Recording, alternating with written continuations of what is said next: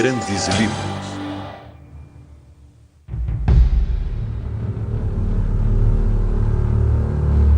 No princípio, a terra era sem forma e vazia. Havia trevas sobre a face do abismo, e o Espírito de Deus pairava por sobre as águas. Deus disse: faça-se a luz. E a luz se fez. E Deus disse: haja águas para que tragam abundância de criaturas que tenham vida e aves que voem sobre a terra no firmamento aberto do céu. E Deus criou o homem como imagem de si próprio. Na imagem de Deus ele se criou. Deus criou o homem e a mulher. Alguns leem o Gênesis como história. No século XVII, um arcebispo irlandês, James Ussher, disse que, estudando genealogia escrita na Bíblia, calculou a data da criação. Deus criou o mundo em 4004 a.C. 6.000 anos depois, naturalistas da Inglaterra do século XIX faziam perguntas sobre Deus. Por que Deus havia criado tantas espécies? Por que havia milhares de espécies de pássaros?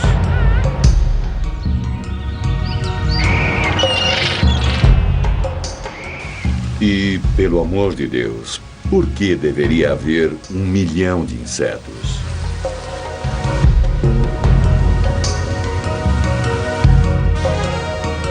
Por que Deus enterrou os ossos de animais desconhecidos em pedras? E por que montanhas altas parecem que antes estavam no fundo do mar? Seria preciso mais de 6.000 anos para mover uma concha até o topo da montanha. Foi o naturalista e observador inglês Charles Darwin que segurou o mundo junto ao microscópio de sua mente e viu o que todos tinham visto, mas de uma maneira diferente.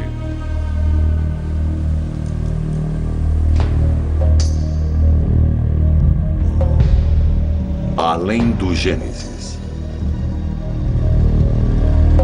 Origem das espécies, por Charles Darwin. It is interesting to contemplate a tangled bank clothed with many plants of many kinds, with birds singing on the bushes, with various insects flitting about, and with worms crawling through the damp earth, and to reflect that these elaborately constructed forms, so different from each other and dependent upon each other in so complex a manner, have all been produced by laws acting around us.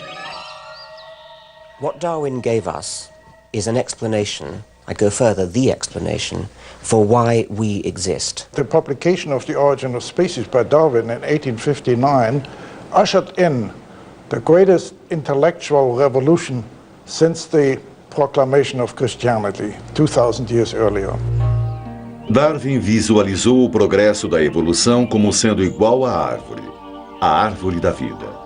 Do tronco sólido de um número limitado de organismos primitivos, através do tempo, brotou robustos galhos de peixes, répteis, plantas e mamíferos. Eles, por sua vez, multiplicaram-se, até finalmente as rosas e rabanetes, pombos e pavões, macacos, gorilas e humanos. A explicação de Darwin baseava-se na teoria da seleção natural da hereditariedade no nascimento de cada novo indivíduo que nascia levemente diferente dos outros. Ocasionalmente, um nasceria mais forte, rápido ou melhor habilitado para acompanhar as mudanças do mundo. Esse indivíduo esforçou-se e passou para os seus filhotes essa vantagem. Geração após geração, pequenas mudanças se acumularam até que um novo organismo não procriava mais como seus ancestrais. Uma nova espécie surgia. non-random survival over countless generations leads to a gradual evolutionary change from small beginnings on our planet like bacteria. Over a sufficiently large number of these non-randomly selected generations, you end up with things like us, mammals, birds, highly complicated, beautifully designed creatures. There's not a shred of evidence that will stand the test of time that denies the biblical account of creation. That when God created Adam and then took Eve out of the side of Adam, they were as complete as we are now. That there was no evolution, no change. A teoria de Darwin movimentou o homem da sua posição ocupada no centro da criação, causando um impacto até os dias de hoje. Metade dos americanos prefere a história bíblica da criação. It's like to me saying that this watch, with all of its intricate parts, somebody somewhere just threw a lot of metal up in the air one day and it came down a watch that tells me exactly what time it is. It's even more ridiculous than that because man is by far a more marvelous creation than this wristwatch. O argumento diz que, se existe o relógio, deve existir seu criador. Então, certamente, quanto mais intrincado o mundo de coisas vivas, mais deve envolver um criador. O que Darwin dizia, somente a luta pela sobrevivência, dando uma grande distância no tempo, pode produzir o rico e variado mundo que vemos hoje.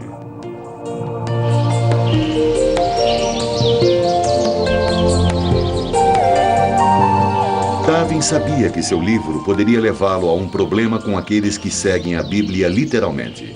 Então, em 100 páginas de exemplos de evolução, o homem consegue só uma sentença na última página.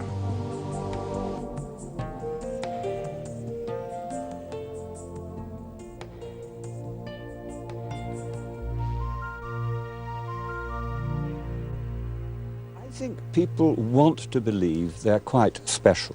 That, you know, somebody, God, put them there specially as a quite unique kind of creature and minds about them differently from what he minds about other creatures.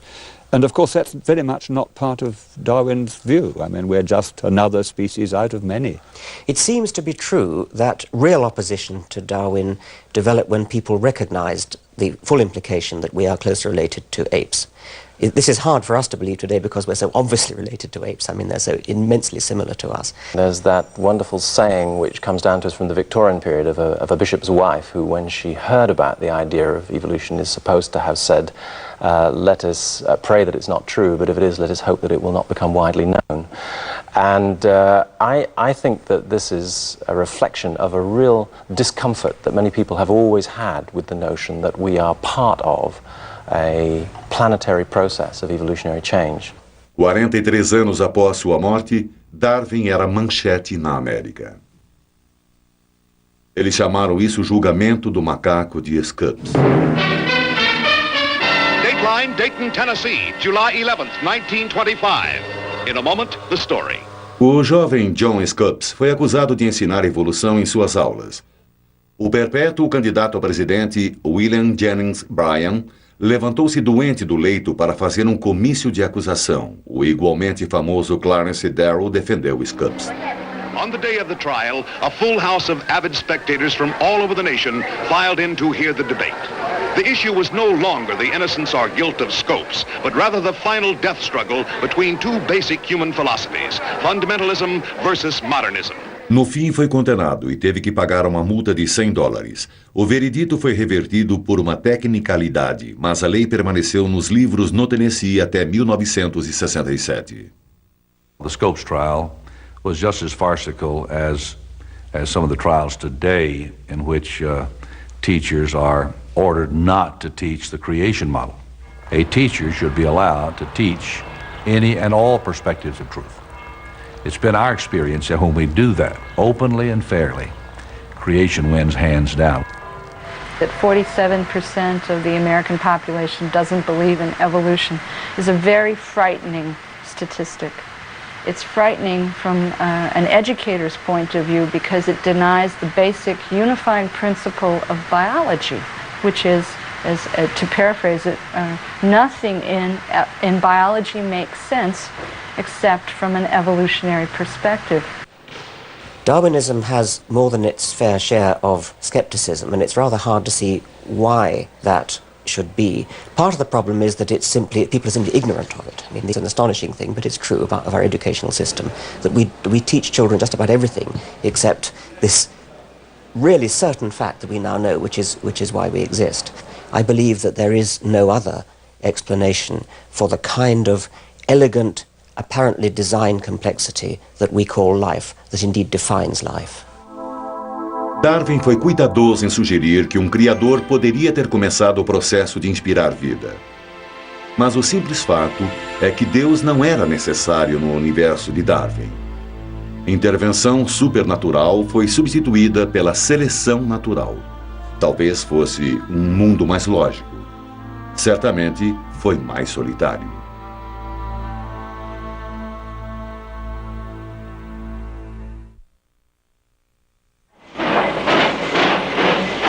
Era um mundo em transição. A Revolução Industrial começava. Na Inglaterra, pareceu que o mundo estava se abrindo para a mudança dos motores. Era o tempo das grandes ideias e grandes homens. Havia Erasmus Darwin, um próspero médico rural, um poeta, um pensador livre e um campeão da nova tecnologia. Seu filho Robert, outro homem de influência, o seguiu na medicina. E quando o segundo filho de Robert nasceu em 12 de fevereiro de 1809, presumiu-se que ele poderia fazer parte da terceira geração de médicos rurais. Mas Charles Robert Darwin era mais feliz nas florestas que nas salas de aula. Ele preferia caçar ao ar livre, observar pássaros, coletar, explorar. Charles was in and out of country houses and barnyards, and he saw how people selected the best cattle and the best pigs and the best horses and bred from them to improve the quality of the stock. Ele abandonou seus estudos de medicina e foi para a Universidade de Cambridge, onde estudou teologia. And that's when it first occurred to him that he could make his name in natural science. He could make better beetle collections than any of the beetle collectors. He came here to the River Cam and scouted along the banks and looked at the trees and pulled beetles out of the bark. He bested the lot of them. Sabendo que estava mais interessado em colecionar besouros do que salvar almas, 2 de seus professores recomendaram uma viagem através do mundo. O barco chamado Beagle, de 27 metros, foi acertado para uma viagem à América do Sul. Foi o ponto inicial para a alteração na vida de Darwin. A viagem programada para 2 anos terminou após 5. Anos coletando, observando, explorando e escrevendo. A parada mais importante para Darwin foi nas Ilhas Galápagos. Esse jovem arquipélago isolado a 960 quilômetros da costa do Equador era um sonho naturalista, um laboratório em evolução. Em 5 semanas de febril ocupação, ele seguiu iguanas marítimas e tartarugas que pareciam variar de ilha para ilha. Colecionou 13 tipos de tentilhões e 3 espécies de mimos policlotos. Os animais devem ter vindo para as ilhas da América do Sul num passado distante. Mas essas criaturas tinham variações marcantes de seus ancestrais continentais. Darwin was amazing. He was 27 years old when he got off the Beagle. His notebooks were bulging with data about all the places he had visited. He had enormous collections. À sua coleção de besouros, ele juntou 1.500 espécies preservadas em álcool, 4.000 peles, ossos e espécimes empalhados e muitos engradados de fósseis. Ele retornou com 3.000 páginas de notas sobre entomologia, geologia, paleontologia e zoologia. Ele era o ídolo da comunidade científica de Londres. Até seu pai se impressionou. Darwin casou-se 2 anos depois. Apresentando suas opções, como ele faria com uma bandeja de insetos, registrou os argumentos contra e a favor do casamento. Na coluna a favor estavam crianças, alguém para cuidar da casa e companheirismo. Seria melhor que um cachorro. Do lado contrário estavam a falta de liberdade, discussão, perda de tempo e menos dinheiro para os livros. O casamento venceu, apesar das consequências. I should never know French, or see the continent, or go to America, or go up in a balloon. Never mind, my boy. Cheer up. There's many a happy slave. Ele se casou com sua prima, Emma Wedgwood, porque, como escreveu, ela era um anjo e tinha dinheiro. Eles mudaram para uma pequena fazenda a 32 quilômetros de Londres e viveram na casa Down pelo resto de suas vidas. Tiveram 10 filhos, mas só 7 sobreviveram até a maioridade. A tristeza pela morte de sua filha Anne, de 10 anos, trouxe um amargo fim à fé que ele ainda tinha no cristianismo. Todos os dias, Darwin andava pelo seu jardim tentando dar sentido às coisas que ele vira na viagem no Beagle. Ele escrevia 3 horas todo dia, embora fosse doente na maior parte de sua vida adulta, aparentemente pelo esforço da ideia que ele secretamente estava desenvolvendo. He saw more and more things that didn't fit in with the thesis that all species are constant. And when the species are not constant, that means that they're changing, they're evolving. It means that he had to come to the conclusion of evolution. So he pointed to the enormous power of selective breeding of cattle and plants and pigeons that humans have exerted and bred things like Pekingese dogs and pouter pigeons and cabbages that we eat, cauliflowers and so on, all starting from very different ancestors.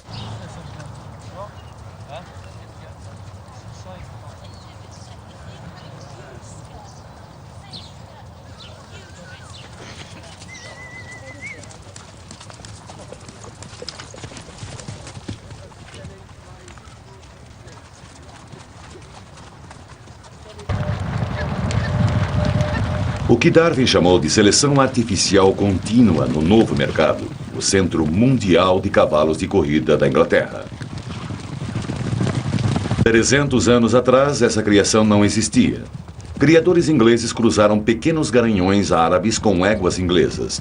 Então, e agora, o puro sangue é o cavalo mais rápido do mundo.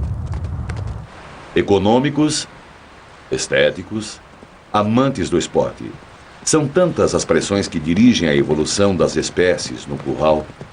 Mas que força existia antes por trás da seleção natural?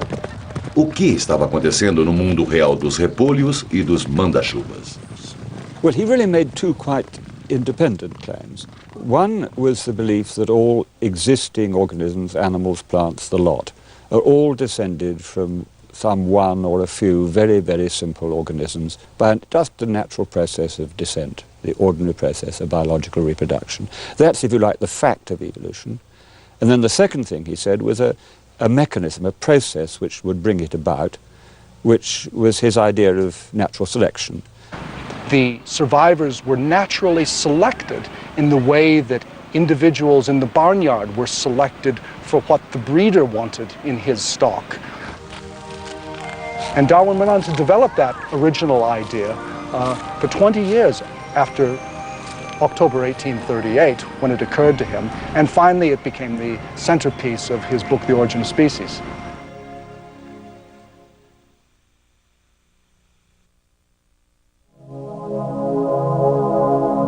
Nutrida pelos raios de sol e cavernas ancestrais, a vida orgânica começou embaixo d'água. Daqui, sem pais, por um nascimento espontâneo, cresceu o primeiro marco da Terra animada.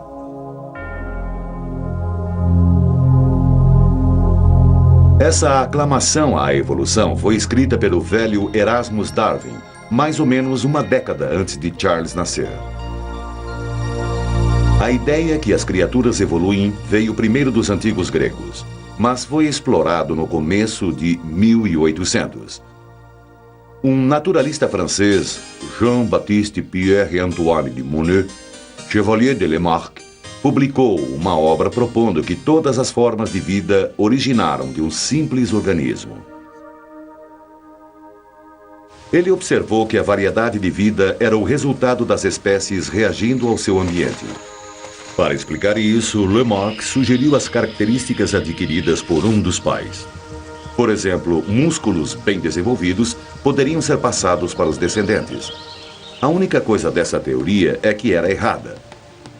Sabemos agora que a genética controla os traços passados dos pais aos filhos, não o que os pais fizeram durante suas vidas. Darwin fez seus caminhos ao menos tentando entender o porquê da evolução. Esses eram os 3 elementos em sua teoria. Primeiro, no acaso da mistura da hereditariedade, cada indivíduo nasce um pouco diferente dos outros. Most animals, most plants, and indeed even many bacteria have sexual processes whereby genes from 2 different parental lineages come together in a single descendant. So it's the uniting of inventions made in different lineages into a single descendant that seems to be the great thing that sex does for you. O segundo elemento é a crueldade da natureza. Em breve nascerão mais indivíduos do que o mundo pode suportar. Existe uma luta pela sobrevivência. Algumas das diferenças herdadas acopladas a uma mutação dará ao organismo uma vantagem na luta para permanecer vivo. Se uma plumagem mais brilhante é mais atraente para o sexo oposto, o mais vistoso dos pássaros terá mais fêmeas e os machos terão no futuro penas mais bonitas. A natureza seleciona as melhores formas de vida adaptada ao meio ambiente para viver e reproduzir. Em 1942, a teoria darwiniana da seleção natural estava essencialmente completa. Ele escreveu um opúsculo e 2 anos mais tarde o expandiu num ensaio de 230 páginas a ser publicado no dia de sua morte.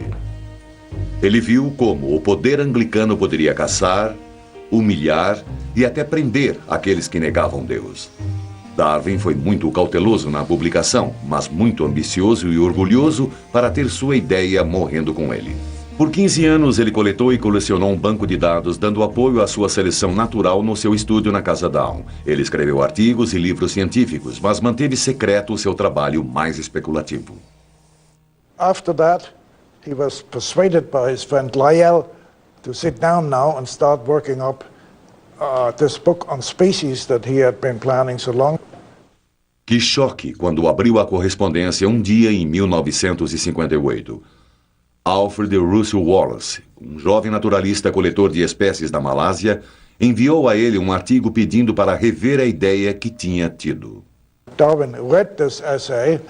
He was thunderstruck because it was his own theory of natural selection, as he himself said. Darwin rapidamente escreveu um resumo do seu trabalho e mandou os 2 papéis para serem lidos por cientistas e naturalistas na prestigiosa sociedade Linnean. Agora que Darwin era uma figura pública, seu medo de censura o assustou quando ele tentava concluir o trabalho mais importante da sua vida para a publicação. Those 18 months were murder for Darwin. Darwin was still afraid of persecution. After months and months of struggling, Darwin finally finished the last proof. He went all the way up to the farthest verge of civilization on the North Yorkshire moors, and there Darwin was miserable. He didn't have his wife and his kids with him to begin with. He tripped and his ankles swelled up huge so he could hardly walk. He had a fiery rash on his face. He developed boils. He said it was like living in hell. And what was he doing when he was there? He was writing letters to accompany pre-publication copies of The Origin of Species, to go out to all of the naturalists, the geologists, the old Anglican clergymen whose respect he had cultivated for so many years. And his letters were peppered with phrases like, "You will not approve of your old student. You will abhor what I've written. You will fulminate anathemas. You will long to crucify me alive."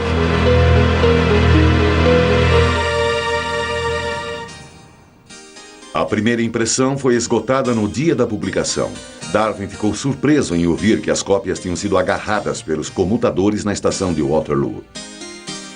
A imprensa viu o intento de Darwin em diminuir a evolução do homem em sua longa barba branca, que se transformou rapidamente num ícone nos magazines. Dos conservadores religiosos veio o esperado ataque de que o livro era de um ateísmo absurdo. Da comunidade científica veio um autoelogio e algo equivalente a "por que eu não pensei nisso?". Em 30 de junho de 1860, a controvérsia veio à tona no debate diante da Associação Britânica de Ciência Avançada. O bispo Samuel Wilberforce atacou o ponto de vista darwiniano. O biólogo T.H. Huxley apoiou a seleção natural. Em frente a 700 pessoas amontoadas numa lotada biblioteca, o bispo perguntou a Huxley se ele era descendente de um macaco por parte de seu avô ou avó. Huxley sussurrou ao amigo: "O senhor entregou ele em minhas mãos." E levantando-se disse à assistência que ele preferiria ter um gorila como avô do que um homem que introduziu o ridículo numa reunião científica. Os argumentos sobre a origem das espécies estão ainda persistindo, dos púlpitos das igrejas a seminários em escolas graduadas como este que James Moore ensinou em Harvard. It's an ape book, isn't it? The people at the time saw monkeys running through the pages, or apes. I mean, I don't think he had any sense that he could write a book like this and not be writing about human beings. I think he was canny in terms of not addressing it directly to his descent of man. But I think this is absolutely about the central sort of the National Enquirer headline that his contemporary readers would be coming at this about is, okay, what does this say about us and God? Is there a correct reading of Darwin? Is there a correct reading of any text? There's no other 19th century work of biology to which contemporary biologists, scientists working today, would go back in order to see whether they could learn something new. In the history of biology, it's difficult to conceive of a greater book than The Origin of Species. It fundamentally, and I believe permanently, changed our view of nature. Vivemos num mundo de princípios darwinianos. Precisamos nova vacina para a gripe todo ano. Pesticida para insetos resistentes está devastando plantações. Cólera, malária e tuberculose estão voltando. O vírus da AIDS muda tão rapidamente que as drogas pararam de agir. Encourage the evolution of resistance to the very antibiotics we want to use. It's extremely irresponsible, careless and stupid of us. And if, well, let's put it like this, if all doctors learnt some evolution theory when they were in college, it might have saved a great many deaths. Se sua visão é boa, você sabe onde olhar. Você pode observar os princípios darwinianos em ação. Na Faculdade de Medicina e Cirurgia da Universidade de Colômbia, bandejas infestadas de cultura bacteriana são usadas para estudar como os organismos mudam. Uma vez que a bactéria se estabeleceu e procriou-se, pequenas doses de antibióticos são introduzidas. O círculo em torno de cada dose é uma zona mortal. Maior o círculo, maior número de bactérias têm sido mortas, mais efetiva é a droga. Mas milhões de bactérias individuais numa colônia, uma pequena fração, será resistente à droga. Quando as demais morrem, os sobreviventes tomam o lugar. Virtually all Staphylococci in the world in 1941 were susceptible to penicillin. By 1944, although very little penicillin had been used in a hospital, what had happened is 25% had become resistant. By 47, when one started to use penicillin extensively in hospitals to treat pneumococcal pneumonia, to treat severe infections, what had happened, we were up to 75% resistance. Those organisms now would not be killed by penicillin. Assim sendo, as descobertas foram aclamadas somente por alguns anos como as drogas miraculosas, não se tornando a panaceia permanente que pensávamos que fosse. É por isso que as doenças que tínhamos vencido, como a malária e tuberculose, estão voltando apesar dos esforços em combatê-las. The case of malaria, which is also becoming a very serious disease again, it's partly that the malarial parasite has changed. It's also, of course, that malaria is transmitted by mosquitoes, and the mosquitoes have changed. I mean, we used to be able to kill the mosquitoes with insecticide, and now we can't. So it's both the mosquito and the malaria are changing. We're creating trouble for ourselves. I mean, if you go into my greenhouse, you'll find there are whitefly in there. Now, you cannot kill those whitefly with any insecticide that you can buy from the garden shop down the road, though 20 years ago you would have been able to. Those whitefly have evolved a resistance to insecticide. O que vemos nos microscópios e nas manchetes é a natural seleção do trabalho. No, it is a continuous little race going on between predators and their prey, diseases and their hosts and so on. Constantly happening. O ser humano não muda, ao contrário das bactérias e vírus que podem mudar e se adaptar numa velocidade espantosa. Humanos mudam tão devagar que mais de 95% da nossa genética fazem as informações voltarem à idade da pedra. Isso tem um impacto nas nossas emoções e poder de resistência. We were not evolved in order to sit in motor cars and drive around at 70 or 80 miles an hour. We were not equipped by evolution to spend most of our working lives sedentary, sitting at desks as many of us do and pushing pieces of paper around. You only have to say these things to realize that we're living in a human environment now, largely, an environment of our own making. Novo campo chamado medicina darwiniana é uma tentativa para compreendermos como traços que adquirimos através de milhares de anos de evolução estão trabalhando agora. We may be doing things which sometimes are so different from the way things were when we evolved that we set up some tensions. A classic example that's often used would be we are equipped to respond to emergency situations with what Walter Cannon called the fight or flight response, which, adrenaline pumping round, blood sugar raised, and so on. Existe ponto para tudo isso. A adrenalina acelera a ação do tempo. Aumento de açúcar nos dá energia instantânea. Sangue é desviado para os músculos e estamos prontos para lutar contra tudo. Quando só o que estamos enfrentando é uma multa de estacionamento. Medicina darwiniana tem uma resposta ou desculpa, talvez, para aqueles preocupados com o peso. We've all been educated ad nauseum to quit eating so much fat, quit eating so much salt, quit eating so much sugar, and we all keep doing it. Well, the selective disadvantage of eating too little might be that you might starve when the next famine comes by. Therefore, a few extra pounds that are going to get you through that period will be quite advantageous. So it's not surprising that in the brain, mechanisms have been shaped that ensure that when adequate food is available, we tend to eat a little too much rather than a little too little. Controvertidamente, tentamos aplicar leis mais brandas ao comportamento humano. Some of our, perhaps, behavioral responses that are highly aggressive under certain circumstances may be behavioral responses that we share with chimpanzees and gorillas. Alguns cientistas combatendo a compreensão da evolução vão longe na explicação das vantagens de certos comportamentos que vemos no mundo hoje. O campo é chamado biologia. Os machos exibem agressividade, competitividade, ciúme e habilidades que ajudaram seus ancestrais a sobreviver, o que poderia explicar o comportamento marcial das espécies humanas. Se gostamos dos olhos azuis de alguém, cabelo lustroso, dentes brancos, é porque estamos programados para procurar um parceiro sadio, para ajudar a assegurar a sobrevivência da linhagem. Em tudo isso, somos nós diferentes de outras espécies? Nossas ações dizem, sou rápido e sadio, sexualmente maduro e os meus genes merecem ser passados adiante. É a sobra do amanhecer do homem? Somos todos guiados pelos imperativos biológicos? Cruzando uma tela estão 3 cartas triplicadas, a linguagem da vida. Esses T's, G's, A's e C's soletram nossos genes, a base que constrói os blocos da hereditariedade. Cientistas estão usando essa novidade da ciência para responder algumas das questões. Estão confirmando muito do que Darwin sempre suspeitou. The split between humans and chimpanzees, we think, from the molecular biology was around 5 to 7 million years ago, which is very recent on an evolutionary timescale.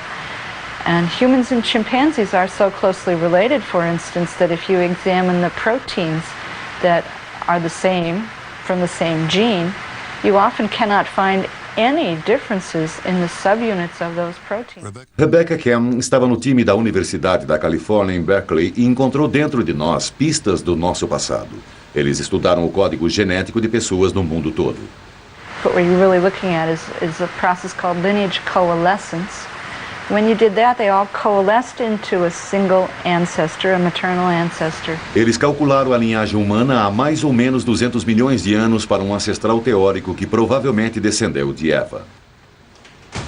I actually don't like to use the word Eve because it has a lot of religious connotations that aren't really biologically accurate. It implies that there was a single ancestor for all people, and this is sometimes seen in the press as a single woman who gave rise to all humans. That's not really true. There could have been anywhere from 2,000 to 10,000.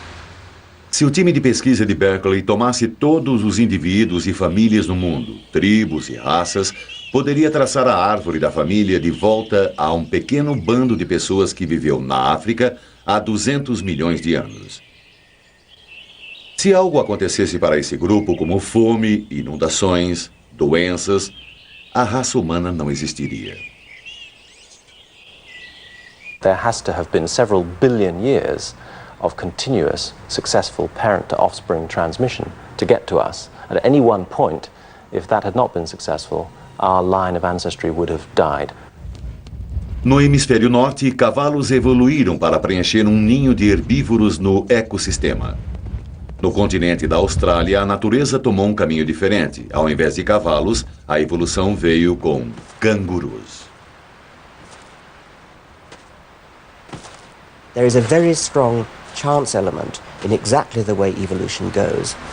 So, for example, I'd be fairly happy in predicting that we would get eyes, seeing organs, because eyes have indeed evolved about 9 times independently in different parts of the animal kingdom, and the same sorts of eyes have evolved several times independently.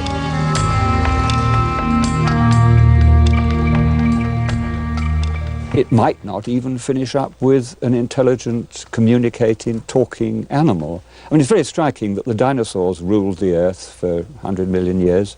They ran about on their hind legs, so their hands were free. There's nothing to stop them making tools. And yet they never invented or evolved an intelligent speaking form. Tente imaginar o que a espécie dominante na Terra poderia parecer se os dinossauros tivessem evoluído ao invés dos mamíferos. O biólogo pré-histórico Dale Russell, do Museu Natural Canadense, fez isso, e o resultado foi uma agradável criatura verde que poderia ter dado certo, que foi também um feito na história da biologia.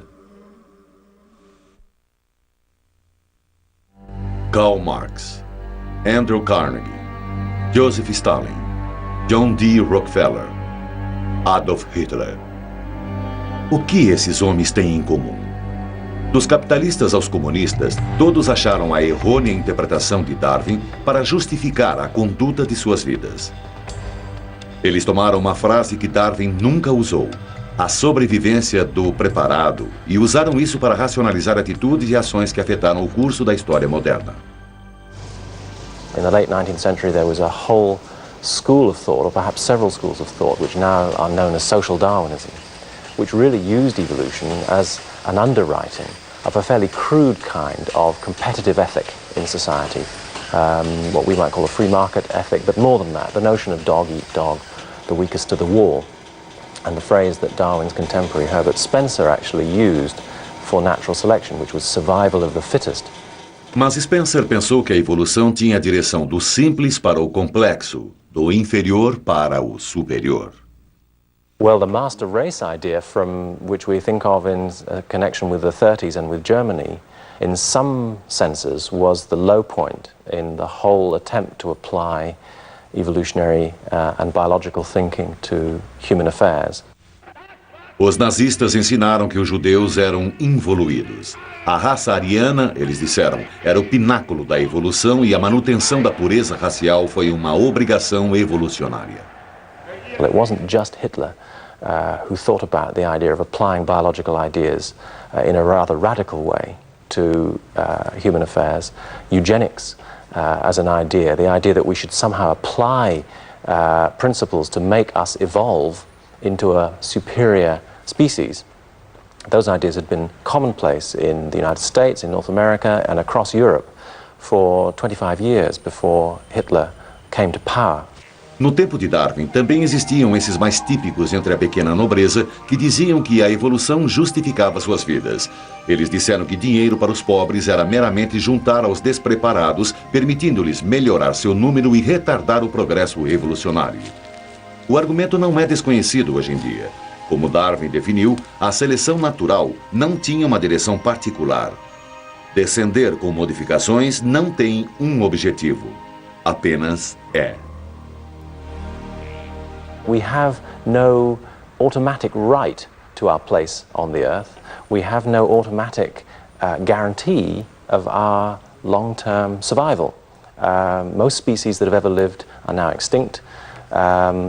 Evolution is about change, and we suddenly realize how fragile any given or single species life is, including our own.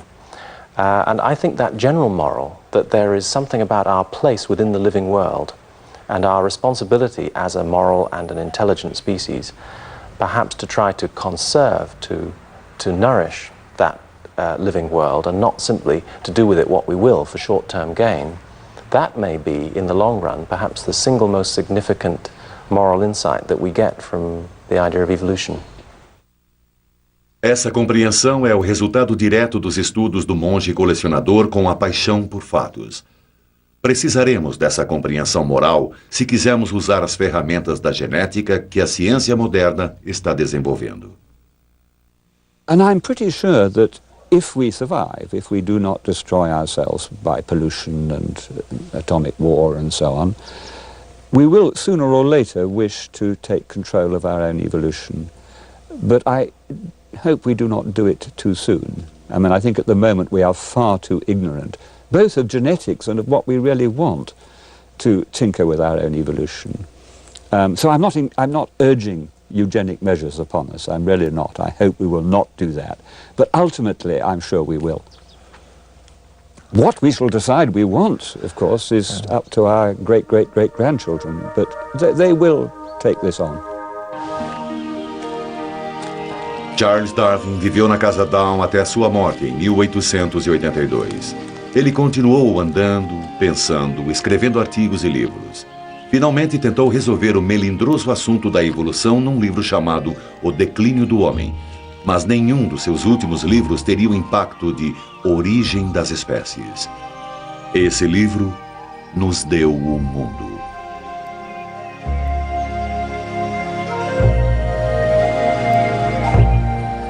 There is grandeur in this view of life, with its several powers having been originally breathed by the Creator into a few forms or into one. From so simple a beginning, endless forms, most beautiful and most wonderful, have been and are being evolved.